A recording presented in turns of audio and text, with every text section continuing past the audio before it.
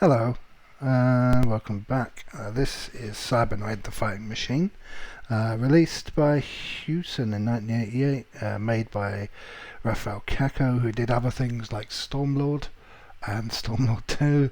He did other stuff, but I don't have that in front of me. I mean, he did many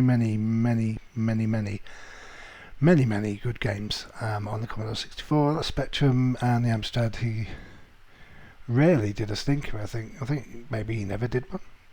I'm sure somebody about to correct me. Anyway, this is the Spectrum version.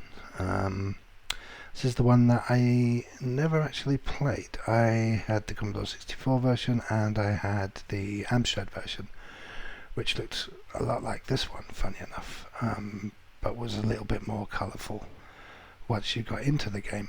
The biggest difference, I think, between this and the Commodore 64 is I think this might be a little bit quicker, and the music's different. The Commodore 64 had Jerome Tull do the music. This one is done by Dave Rogers. Personally speaking, I think this has the better soundtrack. I've actually turned it off for a minute because it's quite loud. It's like a pumping techno type tune in 1988, and I mean, Dave Rogers here is well beyond his years. So I'll start the game off. I will just quickly define the keys. So what you do in this game is you go from point A to point B. In the middle there is a load of problems, which we'll see in a minute. You have to collect cargo from pirates. Takes quite a lot of imagination to actually sort of look at them and go, okay, that's a pirate. You'll see why in a minute. It's a bit weird. Yeah, and then you get 1,500 bits of cargo, get to the end, and then you get an extra life and some bonus. There's several levels, so they get progressively harder.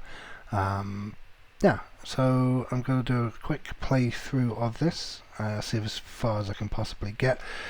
Yeah, so this is Cybernoid. Here we go.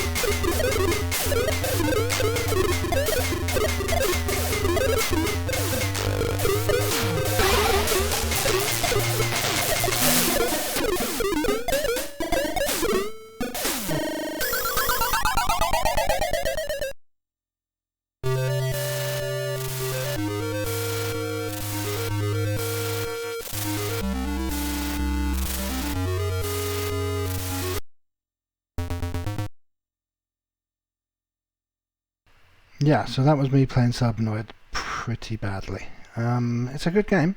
Yeah, usually get to around the second level. Don't know what happened there, but it's recorded now for prosperity. Yeah, great game, really good game, well worth looking out for if you have like an emulator or something to play, and definitely look for the mobile game as well. It's a couple of quid, and it's a lot of fun, Yeah, Cybernoid. Next up, we'll probably do Cybernoid 2, which was pretty much the same thing, just with extra added balls.